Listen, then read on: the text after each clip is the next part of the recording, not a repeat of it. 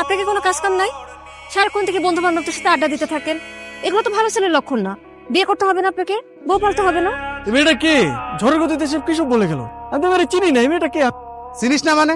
এই সারা এলাকার লোকজন জানে এই মেয়েটা তোরে পছন্দ করে, আর তুই বলছিস যে চিনি না। আচ্ছা, এভাবে আর কতদিন ডুবে ডুবে জল খাবি বলতো? আর একটু সময় দে না আমাকে। তোর এইভাবে সময় নিতে নিতে দেখবি তোর জায়গা অন্যজন নিয়ে গেছে। তার থেকে সময় থাকতে থাকতে এখনই মনের কথাটা বলে দে। আমি তো আমার মনের মানুষকে প্রতিদিন আমার মনের কথা বলি। কি আপু, তোকে আজকালকে একটু অন্যরকম লাগতেছে। তুই কি আবার নতুন প্রেমে টেমে পড়লি নাকি? তুই না অনেক পেকে গেছিস। যা পড়তে যা। শোন, আজকে কিন্তু তোকে চিঠিটা দিতেই হবে, কোনোভাবেই মিস করা যাবে না।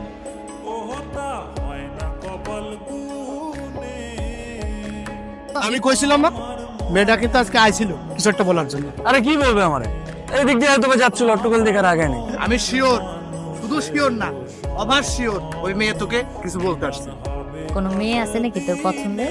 তাহলে আমি বিয়ের প্রস্তাব নিয়ে যাই, তোর বিয়ে দিয়ে আমি তোর দুলা ভাইয়ের কাছে মালয়েশিয়া চলে যাই। আমার বিয়ে নিয়ে তোমার তো মাথা ব্যথা কেন?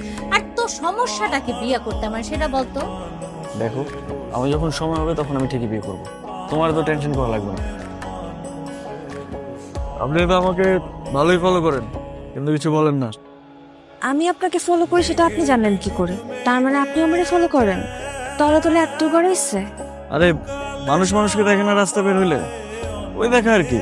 প্রেম টেম করেন নাকি? প্রেম করি নাই, কিন্তু প্রেমে পড়ছি।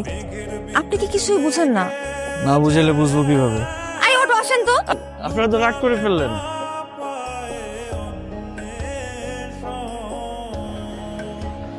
মামা, আপনি না বললেন জেরিন লেখাপড়া নিয়ে ব্যস্ত, এখন বিয়ে দিবেন না। কিন্তু জেরিন কোথায় লেখাপড়া করে এটা কি আপনি জানেন? এটা কেমন প্রশ্ন রকি?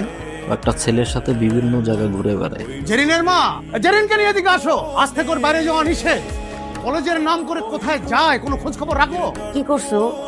একটা ছেলের সঙ্গে মেলামেশা করে বেড়ায়। জেরিন কোথায়? ওরে বেশ কয়েকদিন ধরে দেখতেছি না, ও কই? আমিও তো বলতে পারতেছি না ওর কি হয়েছে। ও তো ফোনও ব্যবহার করে না যে ওর একটা খোঁজ নিব।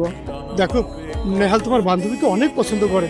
আমার বান্ধবীও তো আপনার বন্ধুকে অনেক পছন্দ করে, কিন্তু সমস্যা তো আপনাদের। আপনারা কেউ কাউকে কিছুই বলেন না।